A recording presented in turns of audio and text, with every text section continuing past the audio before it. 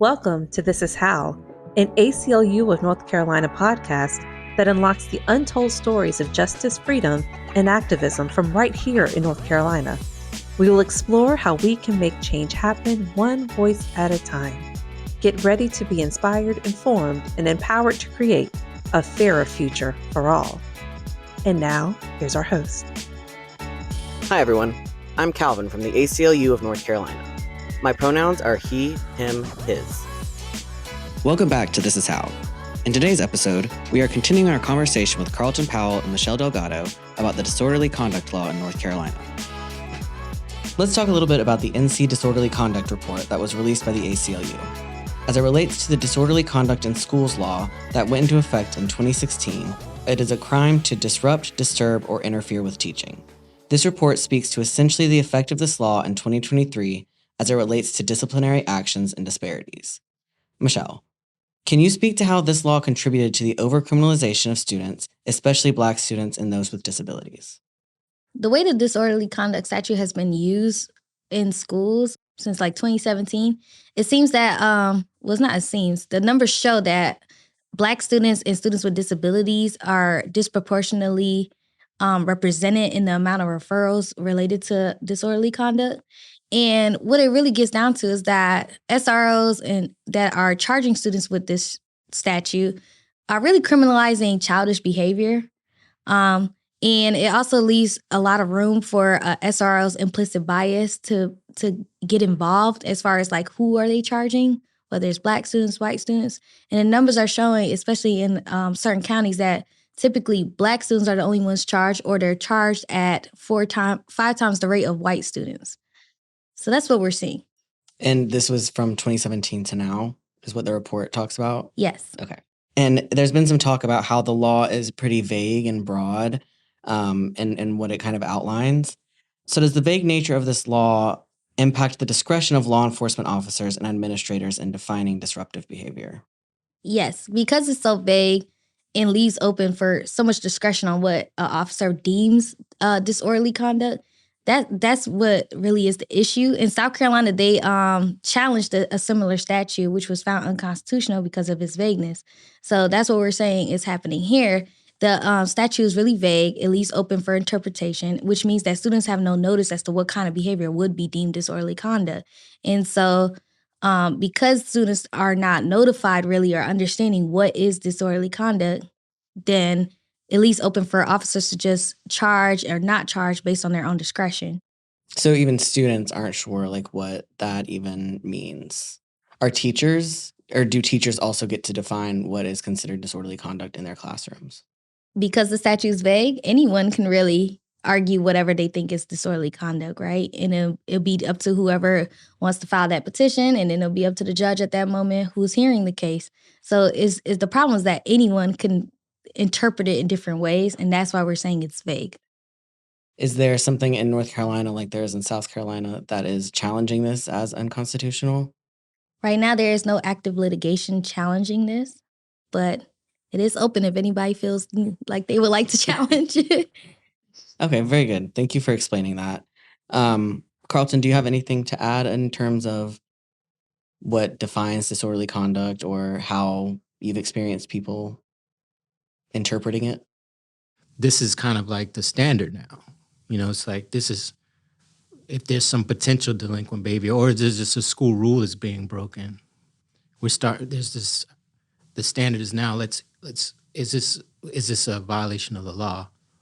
And should we be sending it to a juvenile court? And it's just that's happening a lot more than it used to, which begs the question why, because if it's disorderly conduct and if it's a law and it's also a school rule, what leads you to decide when we have to, and you break both, right? Say why do you have to take one to court? Or why can't you just deal with it at the school level?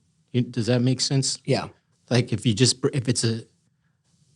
it's something that's insignificant as, I don't know, yelling in the hallway or whatever, or talking back to a teacher or talking back to an SRO, let's just address that in the school building. But for some reason now we're seeing petitions being opened, a lot of behavior that used to be dealt with in the school is now being dealt with in the court system. And I think a lot of it is arising out of these disorderly conduct, defiant behavior type cases. It's just automatically going to like the legal level. More of them. Yeah. More of them. And you just, when they don't need to. It's so behavior that could be handled in the school system is being handled in juvenile delinquency courts, family courts, and when there's no need for it. Right. I think a lot of people who are maybe probably outside of the school system don't realize how much it's turned from like being handled within the school to being handled on a legal level more often than it used to be. And that kind of brings up the question of, for our listeners who may not be familiar, how would you describe the school to prison pipeline? So the school to prison pipeline is pretty much the concept that when students are introduced to the legal system or very severe disciplinary actions like long-term, short-term suspension, that statistically they are more likely to end up in prison later in life as an adult because of that early exposure to the criminal system or severe discipline. So so basically what you're saying is that if a student, for example, breaks the disorderly conduct law and has to go to court for it, the likelihood of them being involved with legal issues is higher than if they did not have some kind of court case against them as a child. Yes, that's correct, because once a petition is filed and this student is going to juvenile court, people hear juvenile court and think of it as a kiddie court. It's a regular courtroom in the courthouse. So this child is now being exposed to what this legal system looks like. They're going in there. There are deputy bailiffs that are interacting with them. They're interacting with the judge, attorneys. They're seeing the entire process as an adult would, right? And in some situations, their first hearing is a custody hearing, whether they need to be now detained in a group home, in a detention center, things of that nature. So they are now exposed to this whole entire criminal system. This has a severe impact on how they view themselves and how they believe society looks at them. And so now once they're done going through the process of juvenile court and go back into schools, they have a new perspective on themselves. Now it's impacting their learning, it's impacting what kind of future they're going to have based on their experience with the courthouse. So statistically, those students tend to, at some point, get involved with the criminal legal system again in the future, especially as an adult. So that's why people have now coined this entire experience as the school to prison pipeline. Can I follow that up with something? And just to kind of support what Michelle's saying with an anecdote, we represented a child who brought one pill of Adderall to school. It was prescribed to his friend. His friend left his prescription at home. Our client brought that prescription to school for his friend because the friend left it at home. One pill of Adderall. He was charged with possession of a controlled substance. He was ordered, a warrant was issued. He had to turn himself in. He was placed in jail for 7 or 8 hours. And you might think that's insignificant, but you spend 7 or 8 hours in jail, especially when you're a young person who's never been to jail, who's never been in any trouble whatsoever. So that you've got a school, and this happened at school. It could have been dealt a whole nother way. He was suspended. We helped get the suspension dropped and dismissed, but the damage had been done already. This child who was on the basketball team and who wanted to play basketball, he lost his will. He didn't play basketball anymore that school year. His mindset changed, his emotional state changed. He was damaged by that experience. And where he has not been rearrested as far as I know, but that kind of experience, can lead to further involvement with the justice system because the student now may not want to go to school anymore. I represented a child who didn't want to go back to school after an SRO assaulted her on the school bus. She didn't want to be around that SRO. She's terrified. So at the Right to Education Project, we're trying to get kids access to an education. this is about the deprivation of education when you do this to a child, and then it affects their psyche when they enter into those school doors. How do I concentrate? You know? So yeah, it has these long-standing effects psychologically, but also academically. Because now my grades might slip. Yeah, that's a great point. And especially like how is a student expected to learn when they don't feel safe? And I think Amer even mentions that before this that she had never caused any problems before, and suddenly everyone was acting like she was, a criminal, even though before that she had never had any kind of negative interactions with administration or anything like that. And so now having that impacting her, like you said, how is she supposed to go back to school and act kind of like nothing happened, or feel safe and comfortable in an environment to learn and grow? I think that's a point that probably a lot of people aren't seeing. So I appreciate that you brought that up. And 75% of federal inmates are illiterate. So there's a school connection piece here too. So when you're suspended and you're targeted or you're put out of school, you don't want to go back. You drop out. You're not getting the skills you need to succeed in society, and then you end up potentially in prison. So we need to, when we're talking about school discipline, figure out ways that we can address the deprivation of education that comes when we're disciplining kids. How much school is lost when we suspend them. A lot of kids that we're seeing are getting put into alternative schools for long periods of time. And those alternative schools, the education provided at them, or if you want to call it that, is paltry. So you're talking about kids who probably need more education are losing education. So you're taking education away from them. And so what's going to happen? Yeah, I just wanted to add that. But that story about that student haunts me. Yeah. It haunts me. And that was an SRO-related incident. There was an SRO in that school who decided to open up that case. And he didn't have to do that. You could have looked at it and seen what was going on. They tested this student, by the way, for a controlled substance in his system to see if he was taking the Adderall. He wasn't. There was no controlled substances in the system. The student who was prescribed the pill wrote a note saying, I was prescribed the pill. He provided the prescription bottle, saying this was my medicine. It's medicine. A lot of kids take Adderall, you know what I'm saying? But this kid gets charged with a felony for bringing one pill to school and then gets held in custody, right? He was 18, so he was a senior, so he was charged as an adult. It's serious, So this is damaging, harmful behavior that has long-standing psychological effects on these children. And it just doesn't have to be that way. But I think that's kind of like putting a picture too to what we're saying here is that's pray that nothing happens with this child, but that's how it happens. It's heartbreaking how absolutely something like this can just change everything for a kid. For sure. And it's almost just dismissed by a lot of people in authority positions as being, oh, it's not a big, like you were saying, like to some people it might seem insignificant that he spent 7 to 8 hours in prison, but like that seems like a pretty significant amount of time to me. He was horrified. Yeah, of course, and it's traumatizing, and it impacted him in a really real way. He doesn't know how long he's going to be in there. He ended up him spending sick. He didn't think he was going to jail. So you walk into the courthouse thinking they're just going to tell you what your court date. I mean, you walk into the police station thinking they're just going to tell you what your court date is.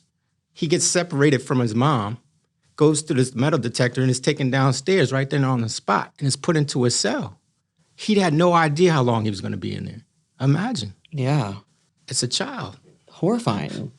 From one pill of Adderall at school. It just didn't need to happen that way. Yeah. That case got dismissed.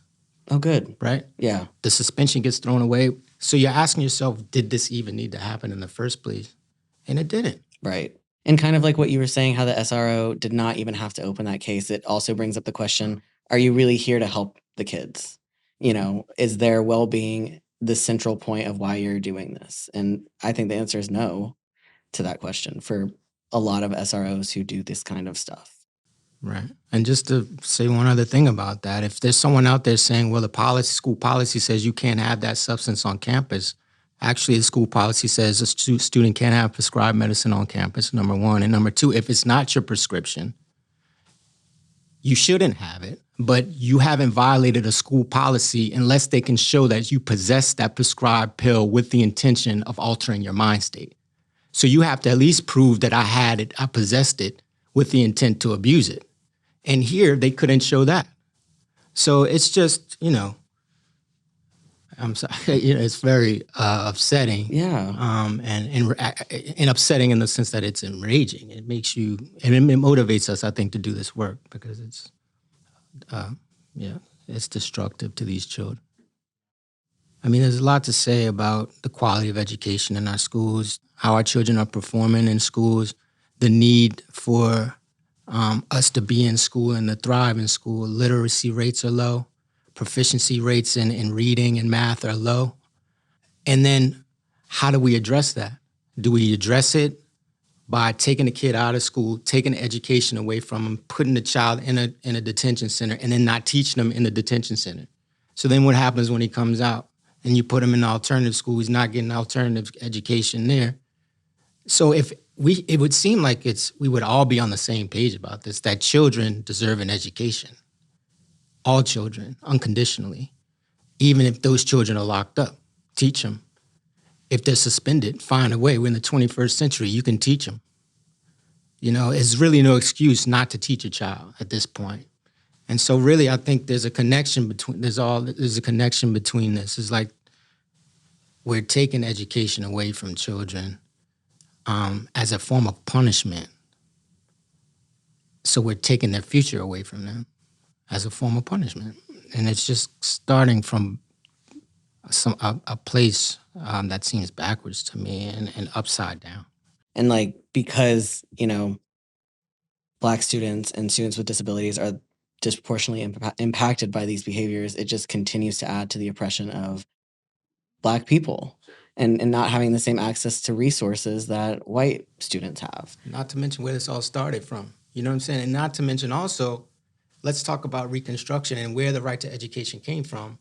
So we're trying to rebuild this country, right? And the state says, okay, we need to fix this problem we caused, and particularly as it relates to Black children. And Black children are the ones who are going to get this public education. So you had a lot of Black activists work towards getting the right to education to be included in the Constitution during Reconstruction, right? And so this is part of that, because we know how important education is to getting ourselves up out of slavery, right?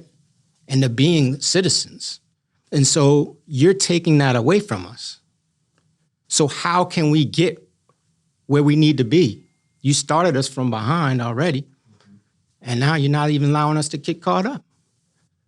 It's all kind of, all this is connected.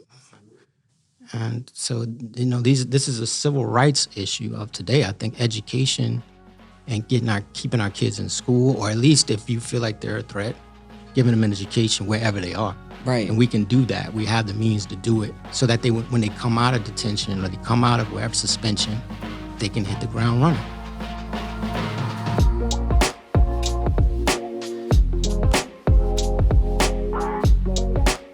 So on the topic of how this impacts students, I know that Amory spoke about how this impacted her long term. We have a clip that we want to have y'all listen to and then share your thoughts after. I went from having an excellent child to, we go to therapy twice a week. She's on medication. She's on medication for daytime and evening. That's how bad it is. I constantly get letters, which I appreciate it. Let me reword that because she's sitting here. I get letters from her and she expressed how she feels. She is the awesomest kid when it comes to poems, but now I'm not getting poems about being a Black girl, loving life. I'm getting poems about not wanting to live, wanting to take her life. She hasn't physically wrote that in paperwork, but she has put it in words that if you can read between the lines, you can understand it. You want to say something, Mommy? Yeah, I don't. It just. I feel like that school just ruined me in general. Like I don't feel how I used to feel. Like happy to come to school or just show up in general. And I just don't like to conversate with people anymore. I'm not cheerful how I used to be. I just don't like. I don't want to say I don't like people. I just don't like the thought of talking to people or being around people because of what they showed me and what they put me through. So I'm scared I might run into one of those experiences again, and it might just ruin me in general and just eventually make me do something I regret or make me feel a certain way. When I first heard this clip, I found it really, really, really heartbreaking because Amory did not seem like this is who she was before this incident. And hearing how this impacted her so negatively, mental health wise, physically, it was really eye opening to what this does to students. And so I'm wondering if, after hearing this and reflecting on what Amory and her mother did say, how do you see these stories contributing to the broader narrative of the implications of these kinds of aggressive and overcriminalization of Black youth and students with disabilities? I mean, it is really heartbreaking. Listening to her speak, it just sounds like a light has been dimmed. And that's the same thing I used to see whenever I represented children in juvenile court. Lights constantly dimmed as they're interacting with the criminal legal system or interacting with SROs at school or just constantly being suspended, dimming of the lights. This entire process is really just teaching kids that like, they don't have a future. And so children are not as invested in class. They don't feel like they can achieve certain things. I remember speaking to some students about possibly going to college or what kind of careers, and they would laugh because it's like they couldn't see that, especially after dealing with officers or suspensions in the juvenile system. They don't see that anymore. So this is really impacting kids mentally, emotionally. It's really just literally dimming their lights. And then again, this is how students start to grow up and become involved in the criminal system, and hence again the school to prison pipeline. When they don't see a future for themselves because adults around them are making them feel like there's no future for them, this is what happens. And so it is really heartbreaking, and I hate to hear it and see it. And it's just happening across the state. I mean, North Carolina is ranked, 42nd out of 50 states for youth mental health. That's a problem. That's a problem. We need, as a state, they need to invest in uplifting kids and giving them that emotional support, that mental health support. Yeah, I mean, one thing I want to just make sure, I mean, you hear Amory, it sounds like she's given up. But what's so beautiful about her and strong about her is that it has not deterred her from wanting to be a special education teacher. She's going to fight through this, but it's clearly impacted her. She's in, as her mom said, she's in therapy now. This is all kind of connected to other things that are happening at the school where, I mean, the cause of this is from another student harassing her because of her weight, So she's getting it from a lot of different sides, social media, and a lot of kids are. And so, we need schools, and I understand schools are under pressure, but we need the funding. We need the counselors because the administration can't do it by themselves. They need peace builders. They need people to intervene instead of police who can sit down and talk with these kids and build the relationships with them, what they need. I just want to add, too, I was just representing a child. This is a 12-year-old. A couple of days ago, she wants to be a doctor. She wanted to be a doctor. She said that to her teacher, that I want to be a doctor. The teacher laughed at her and said, you'll never be a doctor. She brought a letter to that teacher showing her that she was admitted to the AIG program, the Academically and Intellectually Gifted program. The teacher scoffed at her and said, there's no way you should be in that program. You don't belong in that program. The student then ripped up the letter saying, just heartbroken, she doesn't want to be a doctor anymore. That's not even involving a case with this SRO. That's a teacher. You know what I'm saying? So this is what we're up against.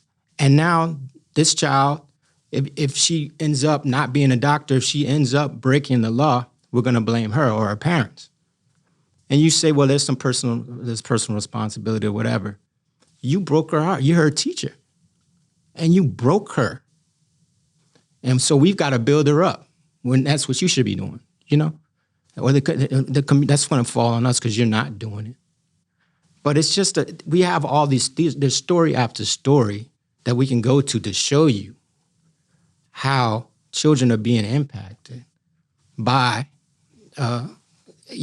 excessive discipline, by involvement with the juvenile delinquency system. Case after case. I could sit here and give you case after case. Well, why is this child being suspended for bringing a toy to school? A Nerf gun.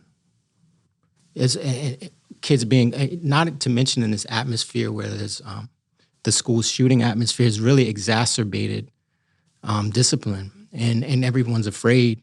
So kids who would have said this thing 5 years ago wouldn't be punished. And now, because we don't know who's the school shooter, it's if you say anything, you will be suspended for the rest of the year. You will be put out because we don't know who you are. So that's a whole different thing. But I just wanted to bring that story in to also kind of just support what we're talking about. As you see these stories of people who are of children who are being harmed, and their futures being dimmed, their lights being dimmed, their will being kind of taken from them. She has everything it takes to be a doctor, and you should be doing everything in your power as a teacher to get her there. Malcolm X was told the same thing. I told her that. A teacher told him he wouldn't be anything, and we know what he became. So, it's just, it's tough. And hearing that is heartbreaking, but she's so strong. So, I'm really optimistic that she will not let anything stop her from doing what she wants to go to college, and I think she's going to make it.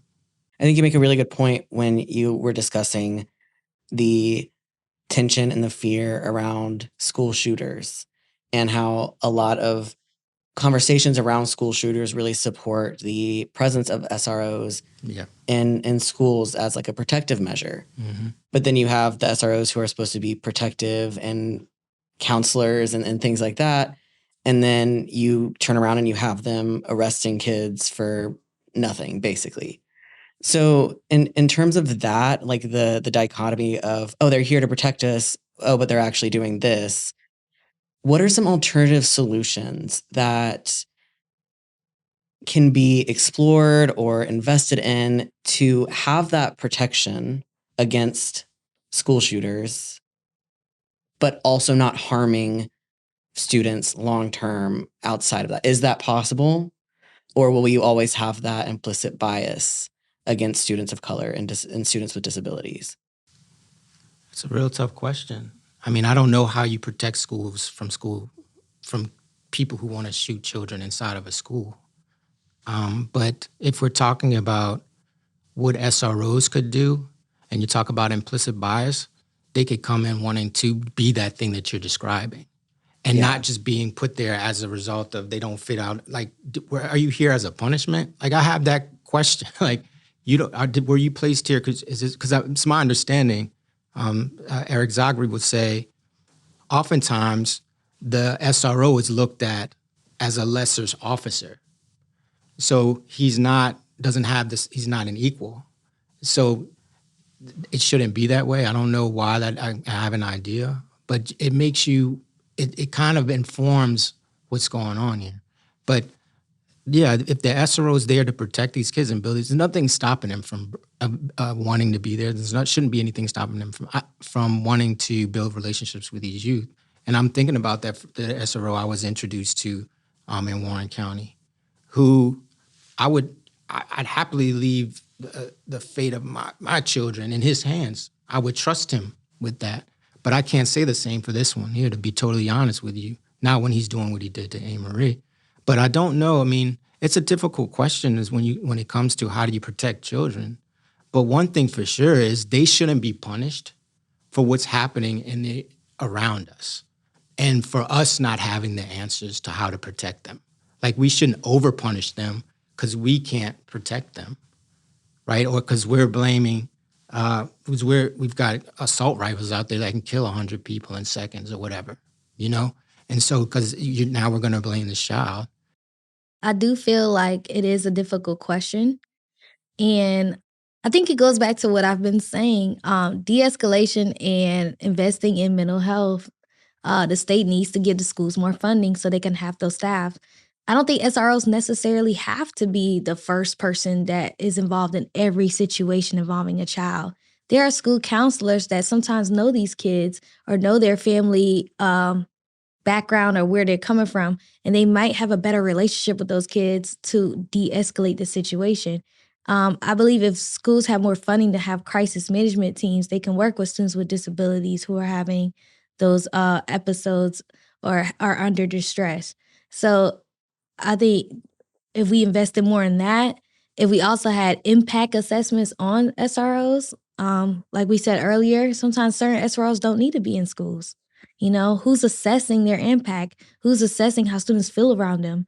And checking in on that relationship building aspect that we talked about. So I think a lot of those steps will work with trying to help protect the school, because a lot of school shootings involve a student who has mental health issues, right? Why aren't we catching that in schools? Who's checking in on these students? That's exactly why we need larger mental health teams and more relationship building so we can know what children are having troubles. That does remind me of what it is I was going to say, because exactly in support of that, I want to shout out John Powell, who is he leads the Restorative Justice Clinic at Campbell Law. And what they do is they come into schools and they teach restorative justice practices. So if there are kids who are having issues, they sit them down, I think individually at first, talk to them, and then I think they put them together. He could tell you how he does it, and I think their program deserves a lot of attention and could model what needs to be happening in a lot of schools. And they are going into schools, and their data that they collect shows that they're successful, that schools want them to come back in. But essentially, I think what they do is create a culture, where you don't have kids wanting to harm each other, because they're building relationships between those students. So I don't want to hurt you. I don't want to fight you. And we need to learn how to talk to each other anyway. So that's kind of what he teaches, is communication. So we don't have to fight, So I'm not going to want to hurt anybody. If I love these people, I like them when we get along. So we need to build that up. And he does it for free. So there can't even be this conversation about we don't have the resources, because he'll come in with his team and they'll work with you.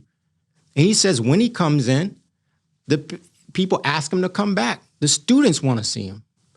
So we're thinking, instead of punishment or pushing kids out, we're thinking of bringing them in, right? We're thinking of talking to them. It's not simple. I'm trying to make it that simple, but it kind of is.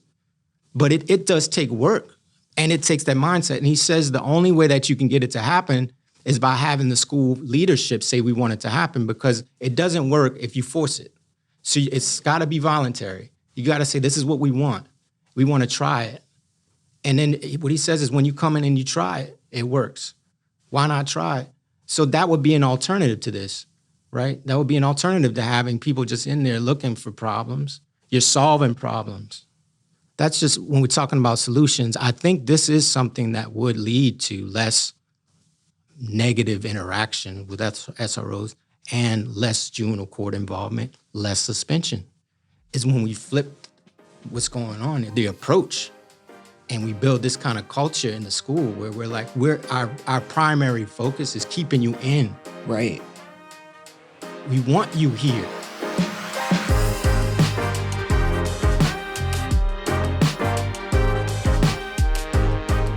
I love that. I feel like that really adds into it takes a village to raise a child, and why I always stress that community partnership would be beneficial to schools. Just like that program being involved in the school, it had results. When I was in high school, there was a community program that came in and did meditation in the morning, because there was so many fights at 8 a.m. And so all that anger, all that rage, whatever students were leaving their homes with, our school brought in a community program that did meditation or yoga. they saw a decrease in fights. So I think those community partnerships, like what was just described, would be beneficial to schools and may help with keeping kids calm or reducing the fights or things that are occurring in these schools. Yeah, both of those sound like fantastic alternative solutions. And I think it just proves that whole approach of like, well, there's no other options. There has to be SROs, there has to be intense punishment, blah, blah, blah. Like, that's not true. And it shows that kids thrive in different circumstances than that. And I think that that's a really fantastic conversation to be having. And there's so many different ways to have kids not only enjoy being around each other, but enjoy being at school and feel safe at school with each other and with administrators and with teachers and with SROs, hopefully. I think that that's not an impossible future. I think police kind of want this. I don't think police, you look in Durham where the HEART program is expanding, and I think police are seeing that, oh, there's some benefit to this because I'm not going out there handling this situation because I shouldn't be. I can be doing something else. This person's having a mental health issue, it's experiencing a breakdown. I don't know what to do with him, but if I bring in HEART, they can talk to him. And then I don't have a situation that might turn violent. I don't have to arrest this person. It takes something off of them, I guess is what I'm trying to say. You know what I'm saying? So we could look at it that way.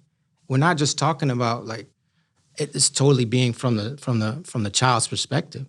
Like if you want to be a cop, but go ahead and do something that's going to protect the community. Fine, and I think that's probably why they get into the work, I guess.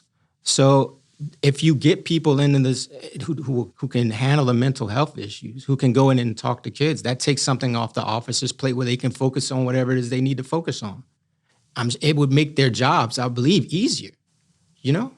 So let's be talking about that. And we could look at it from that perspective. And you could look at the HEART program as a model and have that actually be what works in schools. It's the same thing. Instead of it being in the community, it's in schools.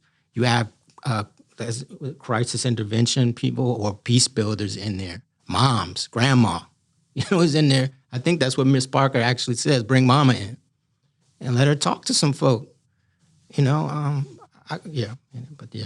Just to go off what you're saying.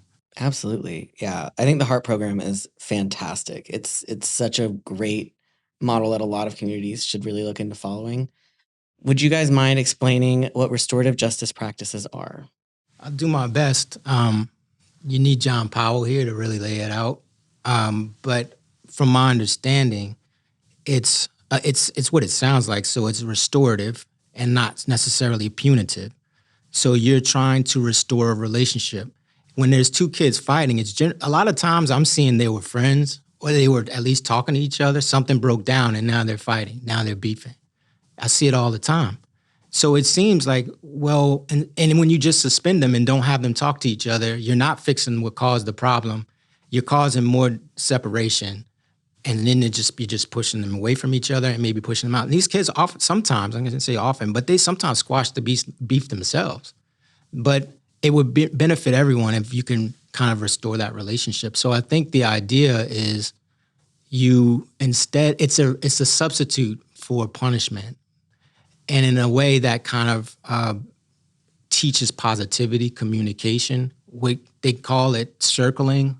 And so what you do is you get in this circle and you might have kids and they're talking to each other about who they are, maybe what caused the problem. But they're seeing each other not as enemies. They're building connections and bonds in this relationship. And I think John will tell you, and at least the way he does it is, again, he starts with each individual and kind of talks to them, make sure this is something they want to engage in, because it has to be something that they want to be a part of. You can't force restorative justice on people. And then once the two parties say that they want to be a part of it, they get involved and they build some community. They talk and it works out. I think you also see this outside in the community. It's not just in schools. There's Truth and Reconciliation in South Africa, in various places, I believe in Rwanda. So you see this idea that people who are victims of of an assault or an offensive behavior, seeing some benefit and interacting with the accused. And so it creates healing. And with that healing, I think you build on the relationship, and you don't feel like you need to do harm to that other person, because now we see each other as human beings. We understand each other a little bit better. So I mean that's a long-winded definition or a kind of description. And I really I think restorative justice, at least as far as the Campbell Law Clinic is concerned, I think they've got documentation online. They've got some YouTube. Yeah, I mean but the idea again, just to stress, is that, and look, some people say it's a pie in the sky kind of thing. He says it works. Why not try it? Again, it's free, and it's a way that look, as a society, we think punish first. Particularly with prisons, not and why we think about that in schools is beyond me. I don't know what makes us think that I'm going to take your education away from you as a way to respond to misbehavior. It just doesn't make sense. But he's saying it. I think what they're teaching is like this is an alternative to that. Instead of just simply punishing, let's try to teach communication. Because look, when I'm out of school, what am I going to do? This is a way where I can learn to communicate with folk as opposed to fight. And we definitely need that. We need it. So it's really educational. Whereas I think just suspending the kid is not educational. I don't, some people might say otherwise, it's tough love kind of thing. But, I think there's got to be some talking. And this is something we should try. And it's shown results. But I hope that kind of makes sense. But you should, if it doesn't make sense, look it up and check out what they're doing. But there's all kinds of stuff out there. There's a lot of successful programs doing this, not trying it, doing it. Yeah, I think the emphasis on healing and communication and community is so powerful when the approach of harm and punishment is so isolating. Right. It makes it so difficult to feel connected to others and to say, hey, we don't need to isolate this person, whether it's prison, whether it's suspension, all of those things that like push, like you were saying, push them out, saying, let's come together and work through this together with consent, of course. Like people, like you said, they have to want to do that. Yeah. But saying like, hey, there's so much more efficiency and growth and healing when you come together and you speak about things and you work together to solve problems instead of just being like, oh, well, this was a problem, put him away kind of thing. And look, and it can't be in name. I've learned that some school districts are doing restorative justice, but they're not. I commend them for trying, but it's not this. It's not what Campbell Law, for example, is doing. It's something else. It's just restorative justice in name. So it's really got to be authentic and genuine to work, and then you do have to want it. And that's a hard thing to do, is to get kids to want to sit down with each other. But that's educational. Like, as a matter of fact, maybe that's what it doesn't work if you force them. So I was going to say, look, it's probably more painful for them to do that than to send them home.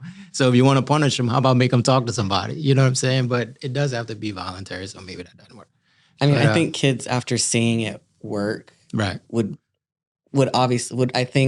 be more honestly interested in doing it. Like saying like, oh, those two guys that were just really like upset at each other, now they're friends again, and now everybody feels better. And now there's not that tension, there's not that fear of like SROs getting involved or getting punished or suspended. I mean, the more kids see that being an effective method, I think the more they would be like, right, I want to do this. Especially because it's so often the result of something so minor. Yeah. A lot of the times. And the kids, they'll tell you that, so it's just, let's try to work that out. And I'm not saying schools don't try, but, that this isn't something that's in schools as much as it needs to be. And so it's free. Why not give it a shot? Right. Yeah. That's He fantastic. wants to be there. They want to go. So check them out. Education's a culture. Like you have a good culture in place, you're going to learn there. Yeah, absolutely. Okay. Well, do either of y'all have anything else that you want to talk about before we wrap up?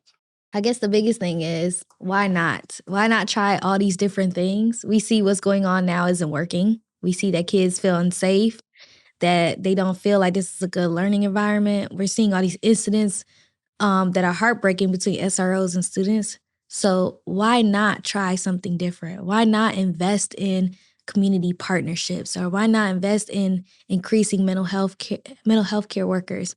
I just want people to really ponder on that and really like get those discussions going in our state.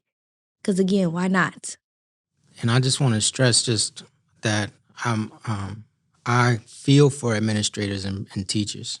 Having been in there as a student and as a teacher, as family of principals, my grandfather, grandmother, aunt, my cousin's a principal, I've got friends who are police officers. I feel for, I don't think I'm not trying to, neither one of us or anyone here is trying to vilify anyone, nor are we trying to dismiss how tough it is in schools right now, because I know that it's tough in schools right now. I think all we're saying is that there are ways that we can improve the environment that don't require punitive measures being taken or excessive force, uses of excessive force, and we're just wanting to work towards that. And like Michelle, these things can be done. Some schools, John Powell's that clinic is free, but you will have to pay for counselors. You will have to pay for mental health experts, but it's worth it. Our kids are worth it.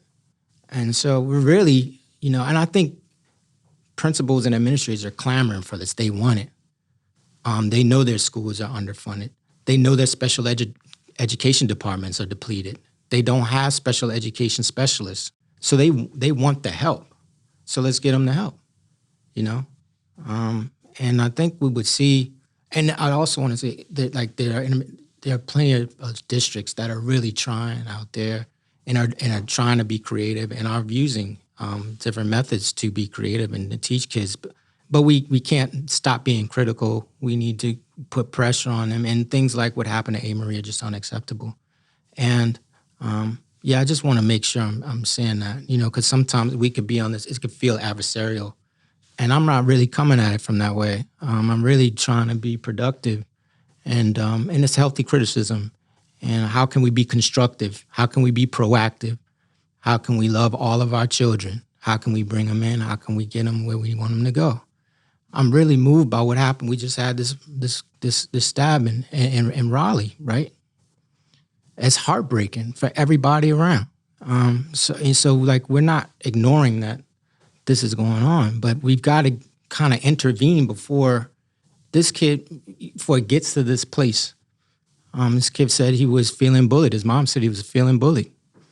And so, how do we, if he was being bullied and he felt so afraid that he had to arm himself, how do we stop that? How do we address that? And, I know it's difficult, but we've got to find out a way to do it.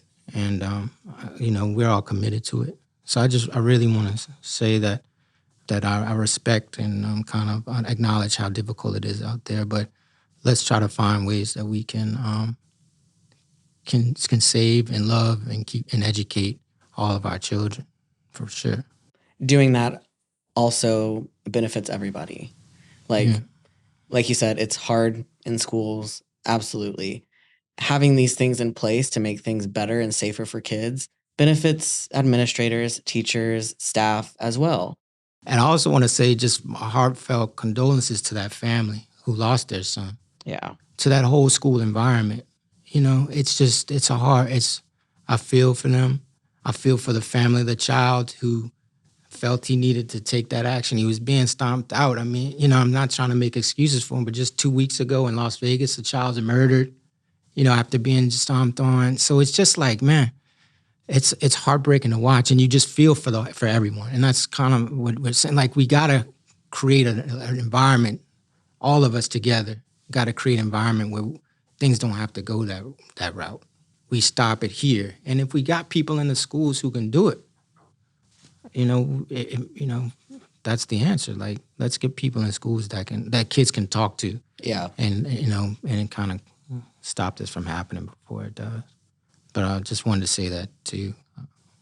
Feeling for them and feeling for a lot of kids out there and teachers and administrators. We've talked about a lot of heavy stuff. And so I would like for us to end on a positive note. During the interview with Amory, we asked what she wanted to be when she grew up, and this is what she said. I want to teach kids that need extra help. I've always had that dream since I was in kindergarten to do that.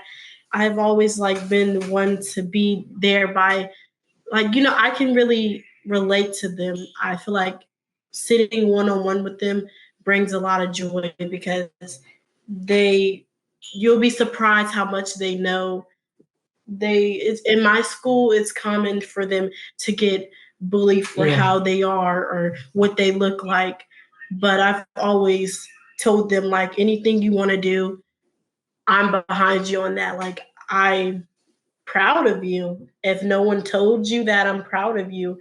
And that's even when I've not felt like I was proud of myself, or I was just going through it and I needed emotional help or support in general. I still gave them a shoulder to lean on. Thank you, Amory and Regina, for bringing us your story. We have no doubt that Amory will go on to do incredible things, and we are committed to ensuring nothing stands in her way.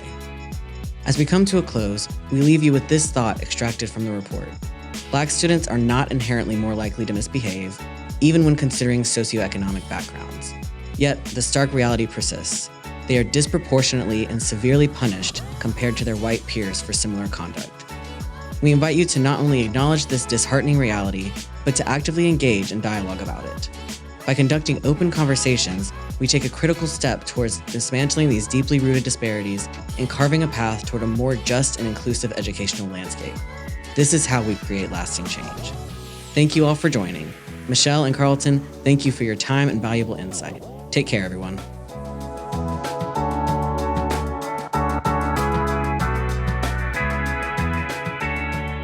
Thank you for joining This Is How, brought to you by the ACLU of North Carolina. If this episode resonates with you, we challenge you to take action. If you go to acluofnorthcarolina.org, you'll find ways to donate and volunteer. Join us on social media as well. And if you like the show, share it with your network, subscribe on YouTube or a podcast app, or give us a rating at ratethispodcast.com/ACLUNC. This episode was edited and produced by Earfluence. Thanks again, and we'll see you soon on This Is How.